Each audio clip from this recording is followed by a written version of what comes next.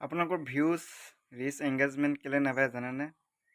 আপোনালোকে ফেচবুকৰ ফিড লাইনটো চাই আৰু এনেকৈ স্ক্ৰল কৰি কৰি গৈ থাকে। তো সেইটো কাৰণে আপোনাৰ ৰিচ এংগেজমেণ্ট এইবিলাক চাগে বহা নাই। তো আপোনালোকৰ ৰিচ এংগেজমেণ্ট ফলোৱাৰ্ছ কেনেকৈ ভাবিব এটা টিপছ দিছোঁ।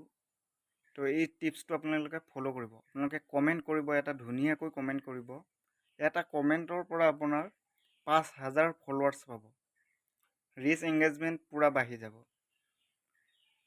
আৰু আপোনালোকে কমেণ্ট কৰিব, ভাল এটা কমেণ্ট কৰিব, যিকোনো ভিডিঅ' যাৰ ভিডিঅ'তে হওক মানে ভাল এটা কমেণ্ট কৰিব। সেই আপোনাৰ এটা কমেণ্টৰ পৰা 5,000 ফলোৱাৰ্ছ পাব।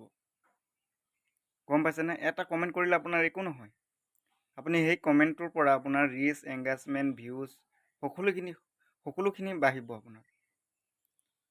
তো কমেণ্টটো আপোনালোকে এটা ধুনীয়াকৈ কমেণ্ট এটা কৰি দিব। অকল মোৰ ভিডিঅ'ত বুলি নহয়, মানে ফিডলাইনটোত যাৰ ভিডিঅ'টো আপুনি দেখায়, আৰু ফিডলাইনটো ইমান দীঘলীয়াকৈ স্ক্ৰল নকৰিব, লাহে লাহে কৰিব।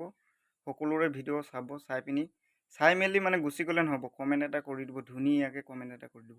যদি ভিডিঅ'টো চাব পাৰিছে, কমেণ্ট এটা কৰিবলৈ কি ডাঙৰ কথা। মেইন বস্তুটো হৈছে ভিউজ। যদি আপুনি ভিউজটো দিব পাৰিছে, কমেণ্টটো কৰা কি ডাঙৰ কথা। আপুনি ধুনীয়াকৈ কমেণ্ট এটা কৰি দিব।